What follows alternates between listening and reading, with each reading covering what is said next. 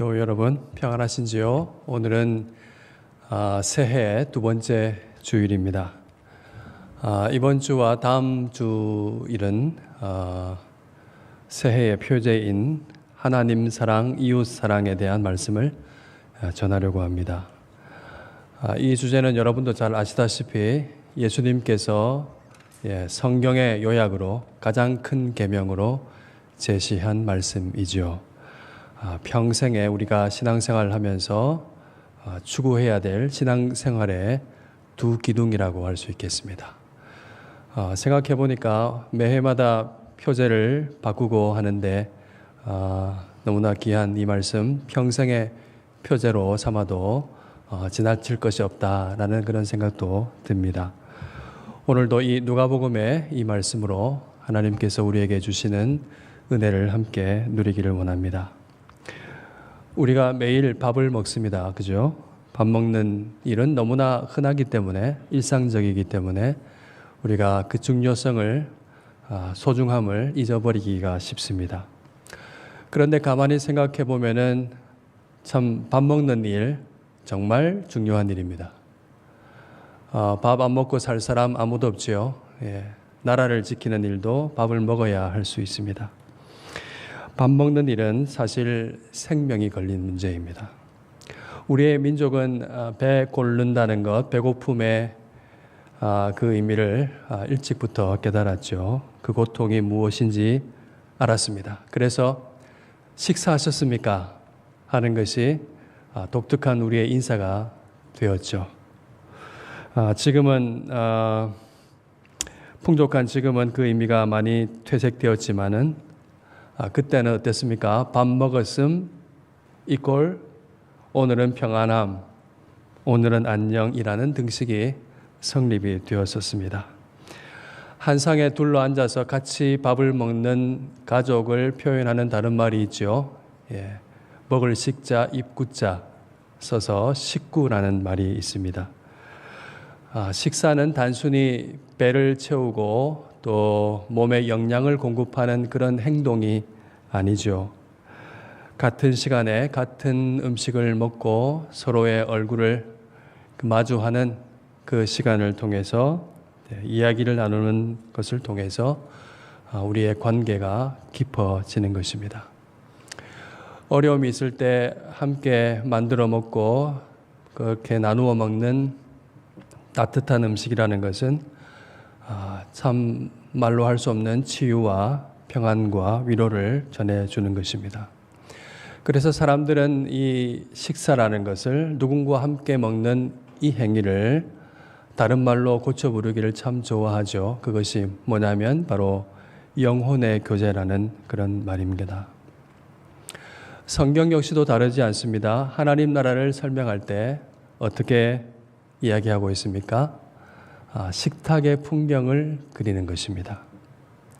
예수님께서 세리와 죄인과 함께 그렇게 식사를 하시는, 함께 먹고 마시는 모습은 누구에게도 차별이 없이 주어지는 하나님 나라를 가리키는 그런 그림이죠. 하나님 나라가 누구에게 열려져 있는가 하는 것을 우리에게 잘 보여줍니다. 우리가 매주마다 김밥 한 줄, 빵 하나, 물병 하나 들고 함께 둥그렇게 둘러앉아서 식사를 하는데 참으로 소중하고 귀한 시간입니다. 그죠? 이렇게 귀한 가치를 알고 식사를 함께 즐겁게 하면 좋겠습니다. 그리고 너무나 바쁜 일상이지만은 우리가 시간을 함께 내어서 함께 식사하는 교제 속에서 우리가 서로를 알아가고 또 진실한 공동체로 지어져 갈 수 있음을 알고 있습니다. 이런 교제가, 좋은 교제가 우리의 새해에 우리 삶 안에 많이 일어나기를 주님의 이름으로 소원합니다. 그런데요, 우리가 여기서 한 가지 생각해 볼 것이 있습니다. 식탁은 이렇게 좋은 교제의 자리이기도 하지만은 동시에 판단이 빠르게 이루어지는 자리가 될 수도 있다는 것입니다. 누가 이 자리에 어울리는가? 그렇죠. 누가 상석에 앉을 것인가? 사람들의 이런 거 많이 생각합니다. 말없이 선을 긋는 자리가 있어요. 여기까지, 거기는 그 사람이 이렇게 생각하는 것이 많이 있습니다. 오늘 본문은 바로 그런 식탁에서 시작합니다. 오늘 본문은 예수님을 자기 식탁 가운데로 초대한 한 사람, 그리고 비록 초대받지는 못했지만은 그 식탁으로 불청객으로 담대하게 들어온 한 사람의 식탁 이야기입니다. 과연 무슨 이야기가 펼쳐지는지 함께 말씀을 살펴보겠습니다.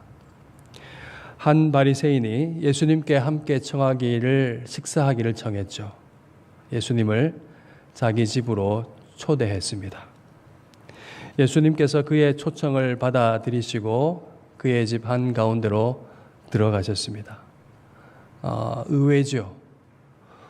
왜냐하면 바리새인들은 예수님을 고운 시선으로 보지 않았기 때문입니다. 그들은 예수님을 책잡기에 아주 혈안이 되어 있던 사람이었습니다. 열심이었죠. 예수님이 부정한 세리와 죄인들과 함께 식사를 하는 그것을 견디지 못하는 사람들이었습니다. 그런데 이 바리새인은 좀 뭔가 다른 것 같습니다. 예수님을 이 바리새인이 초청했는데 이 바리새인은 누구일까요? 왜 그는 예수님을 자기 집에 초청했을까요? 그의 이름을 보면 저기 40절에 내려가면 그 이름이 나옵니다. 그 사람의 이름은 시몬입니다. 아주 흔한 이름이죠. 성경에 우리가 볼 때 베드로도 시몬이라 불렸고 다른 시몬이 많이 나오는데 그들 시몬과 다른 시몬입니다. 누가복음을 기록한 이 성경 기자는 바리새인 시몬 그렇게 이야기할 뿐입니다. 시몬이 예수님을 왜 초대했는지는 때마침 들어온 불청객을 통해서 우리가 잘 알 수 있습니다. 예수님께서 식사를 같이 하시기 위해서 비스듬히 이렇게 앉아 계실 때 한 여인이 들어왔습니다. 이 여인은 누구일까요? 이 여인의 이름은 성경을 샅샅이 살펴봐도 이름이 나오지 않습니다. 그런데 이 여인은 온 동네 사람이 다 아는 사람이에요. 왜냐하면 그녀는 온 동네 사람이 다 아는 죄를 저지른 죄인이었기 때문입니다. 말하자면 어떻게 표현할 수 있겠습니까? 이 여인은 아무에게도 초청받을 수 없는, 그죠? 이름도 없이 죄인이라고 불리는 그런 여자였습니다. 여인은 예수님께서 바리새인의 집에 앉아 계시다는 사실을 알고 향유 담은 옥합을 가지고 왔습니다. 여인이 왜 이 비싼 옥합을 가지고 향유를 들고 바리새인의 집에 앞으로 들어왔을까요? 38절 말씀에 나와 있지요. 여인은 예수의 뒤로 그 발 곁에 서서 울었습니다.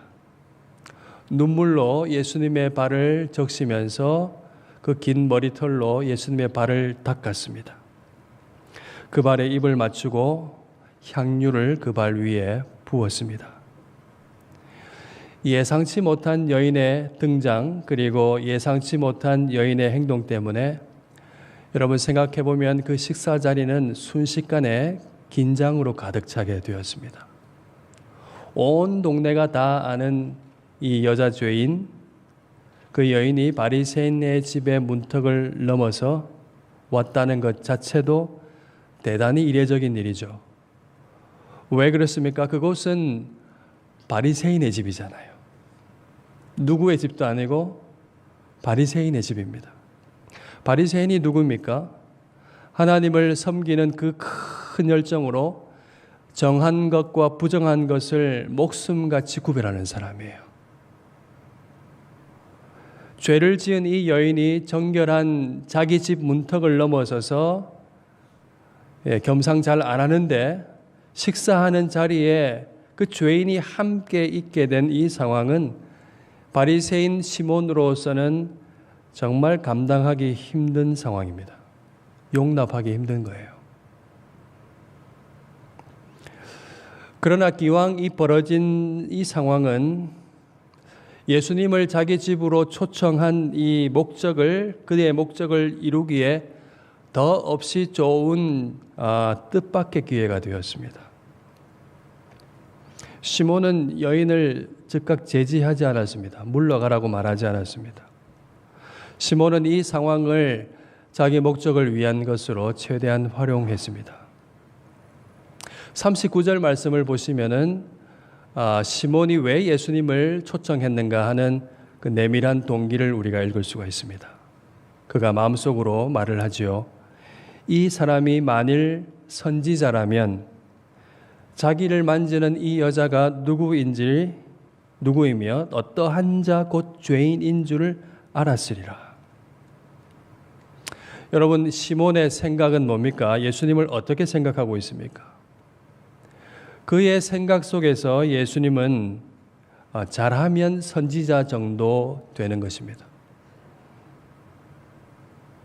그가 예수님을 자기 집으로 초대한 이유는 식사를 하면서 예수가 하는 말을 들어보면서 예수님을 평가하기 위해서입니다.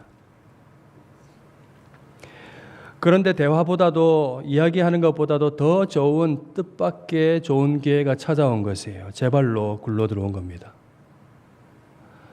이제 어떻게 되죠? 예수님이 이 여인에게 어떻게 행동하는지를 보게 되면은 단번에 예수가 어떤 사람인지를 판단할 수 있습니다. 알게 됩니다. 예수가 만일 선지자라고 한다면은 자기를 만지는 이 여자가 누구인지를 알고 또 이 여자는 무슨 죄를 지었는지 알아야 합니다. 그래서 이 여인을 저리 가라고 물러 쳐내야 하는 것입니다. 그러나 예수님은 그의 행동을 다 받아들이셨습니다. 그래서 시몬에게는 예수님은 선지자일 수가 없습니다. 말하자면 예수는 시몬의 평가에서 불합격입니다. 여러분, 이것은 시몬만의 생각이 아닙니다. 이것은 오늘을 사는 우리에게 익숙한 사고방식입니다. 제대로 된 사람인가? 자격이 있는가? 이 자리에 어울리는가? 우리는 자주 평가하는 식탁에 앉혀지기도 하고 또 어쩔 수 없이 누군가를 그런 자리에 앉히기도 하는 것입니다. 그래서 이 사회가 각박해지고 그래서 요즘은 차라리 혼밥을 하는 것이 편한 사람이 점점 더 많아지고 있습니다. 예수님은 시몬의 마음을 꿰뚫어 보셨습니다. 다 아셨습니다. 그래서 예수님께서 말씀하시죠. 시몬아, 내가 내게 이를 말이 있다. 다정하게 말씀하신 것 같습니다. 예수님은 이 시몬을 즉시 책망하지 않으셨습니다. 비유의 말씀을 들려주시면서 대신 질문하셨습니다. 한 사람이 500데나리온을 빚을 졌고 또 다른 한 사람은 50데나리온의 빚을 졌는데 갚을 것이 없는 것을 그 채주가 보고 탕감해 주었다면은 누가 더 그를 사랑하겠느냐 하는 것이 예수님의 질문이었습니다. 쉬운 대답이죠. 시몬은 대답했습니다. 내 생각에는 탕감을 많은 받은 사람이 더 사랑할 것 같습니다. 그렇게 대답을 했습니다. 그러자 예수님께서 내 판단이 옳다라고 말씀하셨습니다. 가만히 생각해 보면 이 내 판단이 옳다는 말은 참으로 뼈 있는 말이에요. 지금 시몬은 예수님을 판단해 놓았잖아요, 벌써. 이 내 판단이 옳다는 이 말은 책망이 아니라 초청입니다. 그렇게 판단했지만은 다른 판단을 할 수도 있게 만드신 말씀이죠. 그의 눈을 열어서 다 보았던 것처럼 여겼지만은 못 보던 것을 보게 하시려는 주님의 초대인 것입니다.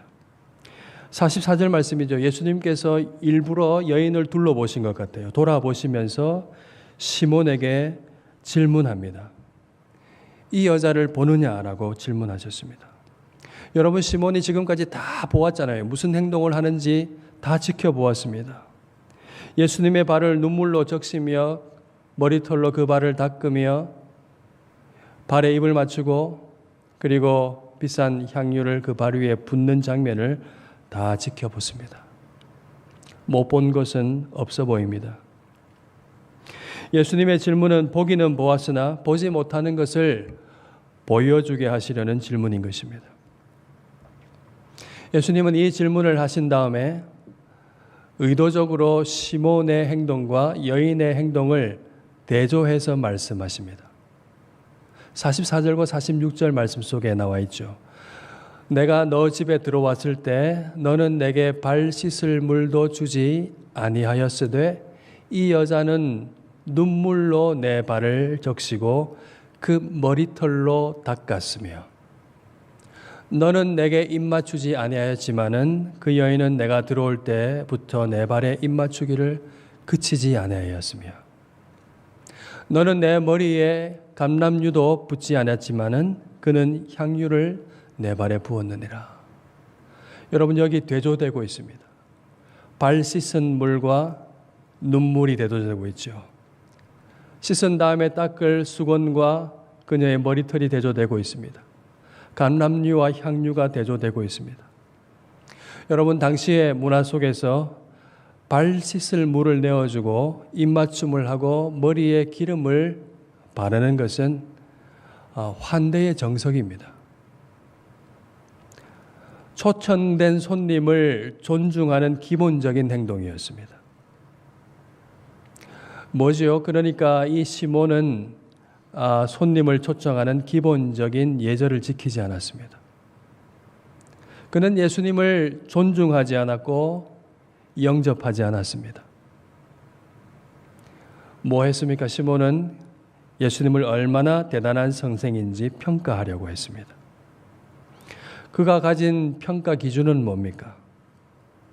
그 여인이 누구이며 무슨 죄를 지었는지 분간해내는 겁니다. 바리새인들이 참 잘하는 거예요. 분간해내가지고 어떻게 하는 거죠? 그 여인을 물러나게 하는 것입니다. 그러면 그에게 예수님은 정말로 선지자일 것입니다. 이런 일을 당하는 입장에서 생각해 보면은 예수님께서 화를 내실 법만도 하지요. 그러나 예수님은 그렇게 하시지 않고 오히려 이 결례를 시몬을 위한 교훈으로 전환하셨습니다. 예수님은 그와 여인의 행동을 대조하시면서 그가 보지 못하는 것을 보게 하셨습니다. 시몬은 그의 여인의 행동을 다 보았는데 도대체 그가 보지 못한 것은 무엇일까요? 시몬은 그 여인을 다 자기 눈으로 지켜보았지만은 제대로 본 적이 없습니다. 예수님의 말씀은 이런 말씀입니다. 너는 이 여인을 너가 사랑한다고 하던 하나님의 시선으로 본 적이 없다. 너는 너의 의로움만 보았고 죄인과 다른 고상한 너 자신만 보았다. 의로운 너와 죄인인 그를 가르는 경계선만 본 것이다. 시몬은 하나님께서 긍휼히 여기시는 죄인을 보지 못했습니다. 자기의 의로움을 최고로 여기는 자신을 사실은 긍휼히 여기시는 하나님을 알지 못했습니다. 바리새인 시몬은 자신도 타인도 제대로 보지 못하고 하나님도 누구신지 알지 못하는 인간을 가리키고 있습니다.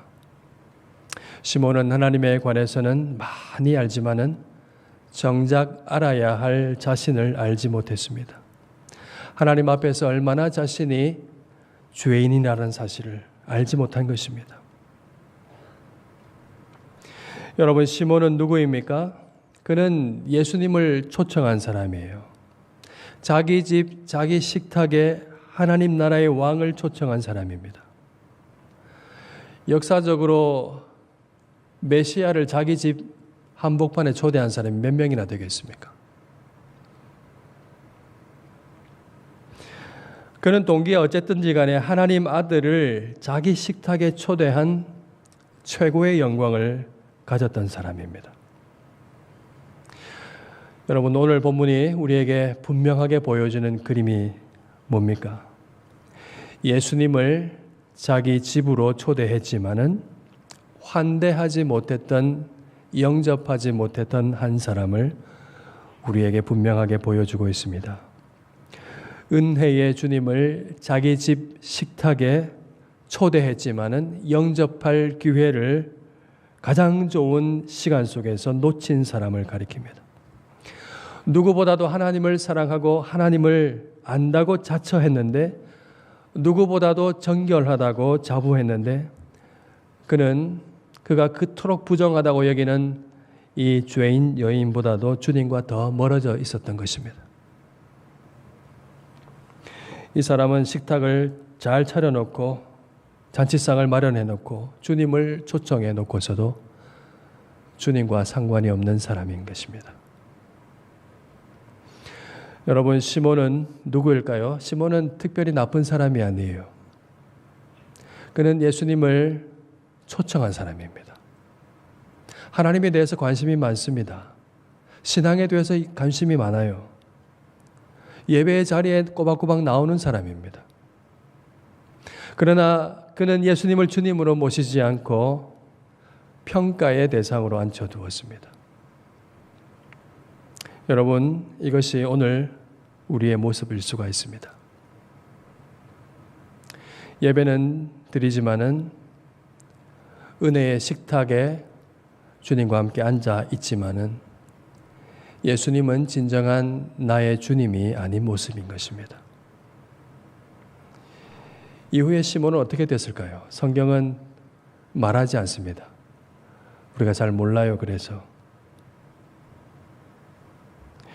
우리는 시몬이 예수님을 알고 구원의 주님으로 영접했기를 바랄 뿐입니다.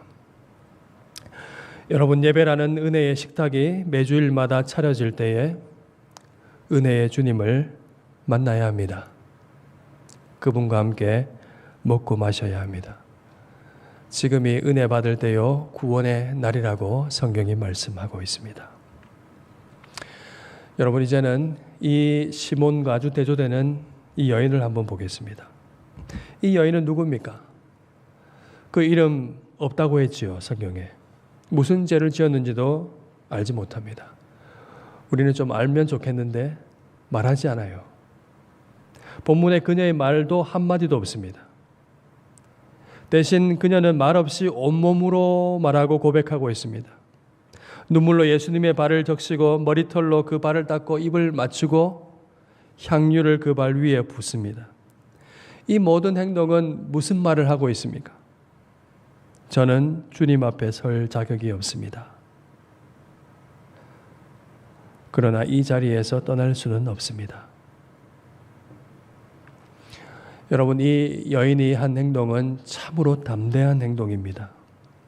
죄인이 바리새인의 집 문턱을 넘기가 정말 쉽지 않습니다. 사회적 눈초리와 정결 규례를 생각하면은 그것은 거의 불가능에 가까운 일입니다. 그럼에도 불구하고 그녀는 그 집의 문턱을 넘어갔습니다. 어떻게 들어올 수 있었습니까? 이 여인에게 그곳은 바리새인의 집이 아니라 구원의 주님이 계신 곳이었기 때문입니다. 이 담대함이란 것은 그 여자가 담대했고 성격이 그렇게 했기 때문에 그런 것이 아니라 은혜에 대한 확신에서 나온 것입니다. 예수님께 가면 살 수 있다는 그 확신 하나로 그 여인은 차가운 시선을 뚫고 그 높은 바리새인 집의 문턱을 넘어서 주님 앞에 엎드렸던 것입니다. 예수님은 최종적으로 이 여인에게 말씀하셨습니다. 47절 말씀이죠. 이러므로 내가 내게 말하노니 그의 많은 죄가 사하여 졌도다. 이는 그의 사랑함이 많음이라.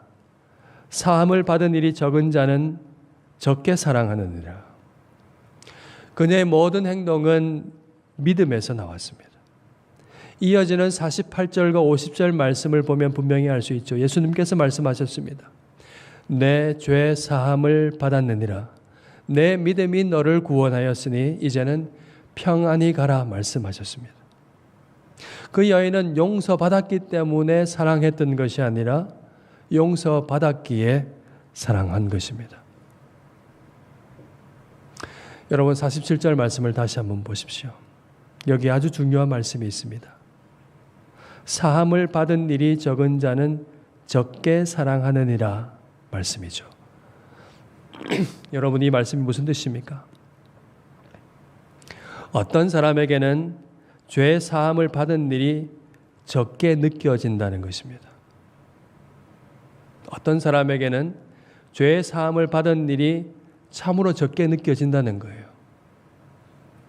예수님은 우리를 구원하시기 위해서 자신의 생명을 주시고 십자가에서 죽음을 죽으시고 부활하셨고 우리를 위해서 살아나셨네. 죄로 죽은 우리를 살리셨는데 그 일이 적게 느껴진다는 것입니다. 왜 그럴까요? 어떻게 그럴 수가 있을까요? 구원이 무엇인지 모르고 은혜가 무엇인지 모르는 것입니다. 여러분 구원이 뭡니까? 구원은 성경에 나와 있습니다. 사망에서 생명으로 옮겨진 겁니다. 그것이 구원이라면 그것은 우리의 모든 것입니다.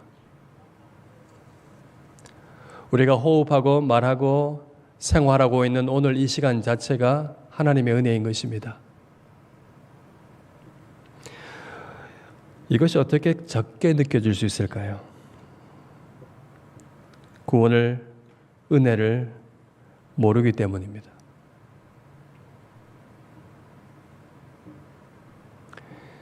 예수님이 주님이 아니라 여전히 자기가 주인이기 때문입니다.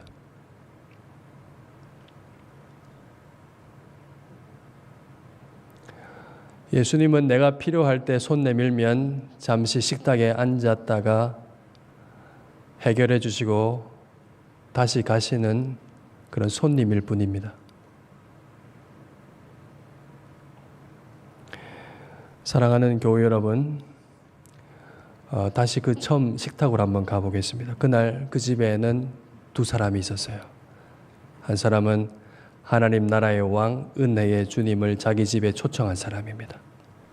다른 한 사람은 어디에도 초청받을 수 없는 죄인 여인, 온 동네가 아는 손가락질 받는 여인이었습니다.